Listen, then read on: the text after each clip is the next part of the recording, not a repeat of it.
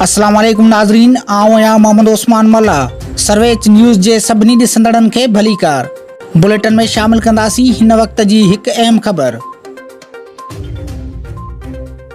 Sarhari town committee जे ward number 4 जे ॻोठ चौधरी मोहम्मद सिद्दीक पंजाबी में रोलू कुते मासूम नैंगर दिलबर अली ज़रदारी खे चके ज़ख्मी करे विधो, जंहिंखे ज़ख्मी हालत में नवाबशाह अस्पताल नियो वियो आहे। राब्तो करण ते नैंगर जे वारसनि मीडिया खे ॿुधायो त डॉक्टरनि जो चवणु आहे त नैंगर जी हिकु अखि ज़ाया थियण जो खुदशो आहे, जंहिंजो सुभाणे ऑपरेशन कयो वेंदो। हुन वधीक चयो त सरहारी ऐं भर पासे में रोलू कुतनि जो आज़ार वधी वियो आहे, पर सरहारी टाउन इंतज़ामिया अघूर निंड सुतल आहे।